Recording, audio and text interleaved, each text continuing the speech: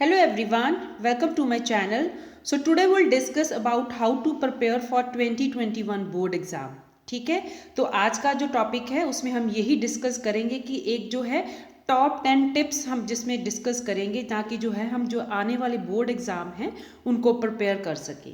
Right, तो हम सबको पता है जो कोरोना पेंडेमिक है उसको भले ही साल होने को आया है लेकिन कुछ चीज़ें जो है अभी तक हमें कुछ क्लियर ही नहीं हो पा रहा कि हमारे एग्ज़ाम्स होंगे, कब होंगे, ऑनलाइन होंगे, ऑफलाइन होंगे. तो हमने ये अनुभव किया कि जो कोरोना था उसने सभी जितने भी सेक्टर्स थे हमारे सोसाइटी को उनको प्रभावित किया. लेकिन सबसे ज़्यादा जो सेक्टर प्रभावित हुआ वो है एजुकेशन सेक्टर, जिससे कि जो है स्टूडेंट की लाइफ में एक अनरेस्ट आ गया. राइट, तो आपको ये भी मालूम है कि 10th जो इंडिया है वहाँ पे 10th और 12th के जो बोर्ड एग्ज़ाम्स हैं वो बहुत ही क्रूशियल होते हैं एक स्टूडेंट की लाइफ में, क्योंकि जो मार्क्स आपके 10th या 12th बोर्ड में आते हैं वो एक बेंच मार्क होते हैं ताकि जो है आप जो है नेक्स्ट जो अपना करियर बनाने जा रहे हैं उसको सिलेक्ट कर सकें. और वो जो इसके जितने आपके मार्क्स आते हैं या जिसे परफॉर्म करते हो उसके बेसिस के ऊपर जो है आप अपने सब्जेक्ट्स चूज़ कर सकते हो. राइट, लेकिन जैसे ही ये कोरोना पेंडेमिक आया आपकी क्लासरूम स्टडी जो है बिल्कुल एब्सेंट हो गई. राइट, तो आपका अपने फ्रेंड्स के साथ मिलना जुलना भी जो है बिल्कुल कट ऑफ हो गया. तो पहले आप अपने हाव भाव जो है अपने फ्रेंड्स के साथ मिलकर जो व्यक्त कर सकते थे वो जो है एक मुश्किल सी आ गई कि हम सब जो है अंदर ही घुट कर रह गए. राइट, जैसे कि आपको पता है कि आजकल जो है सारे स्टूडेंट जो हैं ऑनलाइन मोड से ही पढ़ रहे हैं, लेकिन आपको ये भी एक जो है आपको खुशी होगी कि अगर ये 2021 के बोर्ड एग्ज़ाम ऑनलाइन होते हैं तो आपका जो बैच है ये पहला बैच होगा जो कि एक हिस्ट्री क्रिएट करेगा, जो कि एक एग्ज़ाम्स जो बोर्ड्स के एग्ज़ाम होंगे आप उनको ऑनलाइन दोगे. राइट, भले ही जो स्टडी मटेरियल है या ऑफलाइन है ऑनलाइन है बहुत ज़्यादा है. राइट, आपके पास जो है स्टडी मटेरियल की कमी नहीं है, लेकिन जो ऑफलाइन क्लासरूम स्टडी होती है जो स्कूल में आप स्टडी करते हो वो जो है ज़्यादा हम ये बोलते हैं कि वो ज़्यादा फ्रूटफुल है, वो जो है आपके लिए ज़्यादा सक्सेसफुल बनाती है. लेकिन बोर्ड के एग्ज़ाम के लिए जो सेल्फ स्टडी है वो बहुत ही क्रूशियल रोल प्ले करती है. लेकिन अगर आप में लैक ऑफ कॉन्फिडेंस है, आपने improper selection of study material जो सिलेक्ट किया है या आपने कोई परफेक्ट स्ट्रेटजी नहीं बनाई एग्ज़ाम के लिए, तो आपके लिए जो है ये टाइम जो है मुश्किल हो सकता है. तो ये आपके लिए बहुत ज़रूरी है कि आप प्रॉपर जो है सिलेक्शन करें राइट स्टडी मटेरियल की और एक अपनी परफेक्ट स्ट्रेटजी बनाएं और जो है कॉन्फिडेंट रहें कि हमें 2021 के बोर्ड एग्ज़ाम में कैसे प्रिपेयर जो है करना है.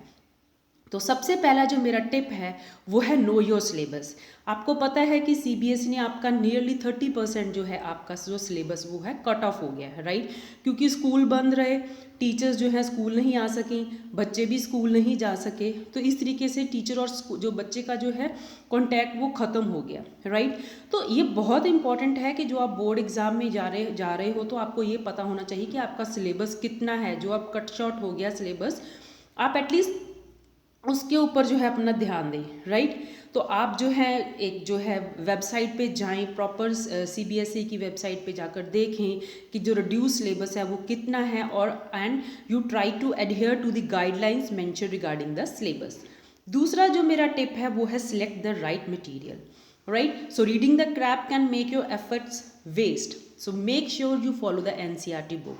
सो एनसीईआरटी बुक्स को जब आप फॉलो कर रहे हो so you make sure you do all the back exercise given at the end of each chapter.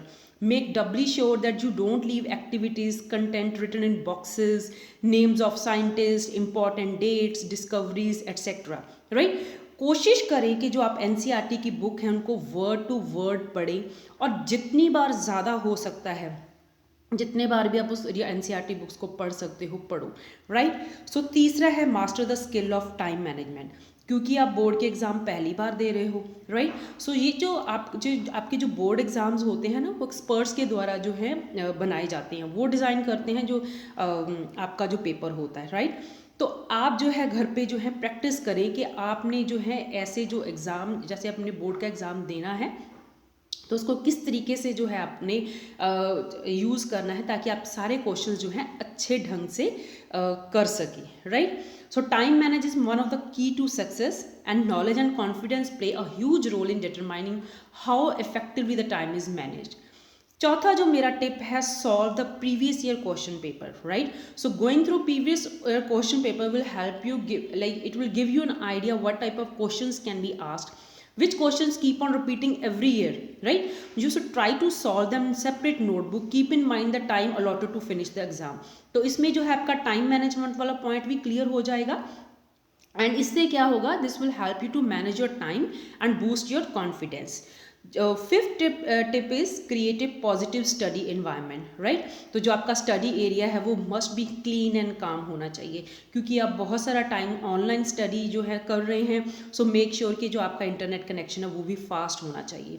तो आप अपने अंदर जो पॉजिटिव स्टडी एनवायरनमेंट कैसे क्रिएट कर सकते हो, तो आप जो है अपने स्टडी टेबल के पास जो है मोटिवेशनल कोट्स लगा सकते हो, इंस्पिरेशनल नोट्स लिख कर रख सकते हो, राइट। तो अपने गोल को आपके दीवार के सामने लिख लें, ताकि that keep on pushing you to work hard, right.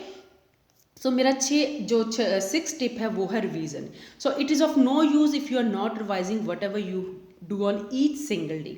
Make sure कि आप जो अपना सिलेबस रिवाइज करें as many as time as possible. तो आप अपने फ्रेंड्स के साथ डिस्कस कर सकते हैं व्हाट यू हैव लर्नड। तो आपने ये पूरे सिलेबस को कैसे याद करना है, हर चीज़ को आप जो है ऐसे ही मगअप नहीं कर सकते हो। So you learn by mnemonics, acronym बनाएं, राइट।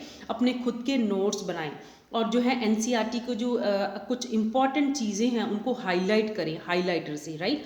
तो अपने माइंड के अंदर एक माइंड मैप बना रहे हैं। हर एक चैप्टर का आपके पास माइंड मैप होना चाहिए। आप जो है उस चैप्टर को फ्लो चार्ट के रूप में बना सकते हो, डायग्राम के थ्रू भी अपने हैं जो है आप अपने आंसर्स को जो है प्रेजेंट कर सकते हो। 7th tip is exercise daily, right. So it is very important to go for a walk और exercise daily as it improves the circulation of blood, make you alert, release happy hormones. अब जब आप पढ़ते हो तो हो सकता है आपको मूड स्विंग हो जाए, तो जब आप एक्सरसाइज करोगे तो आपका सारा बॉडी का सिस्टम ठीक रहेगा, जिससे जो है आपकी कंसंट्रेशन इंक्रीज होगी, जो भी आपने पढ़ा होगा वो आपको रिटेन रहेगा, राइट। सो क्योंकि आप ज़्यादा लंबे देर तक पढ़ रहे हो, सो आपको हो सकता है it will make you lazy और टायरसम।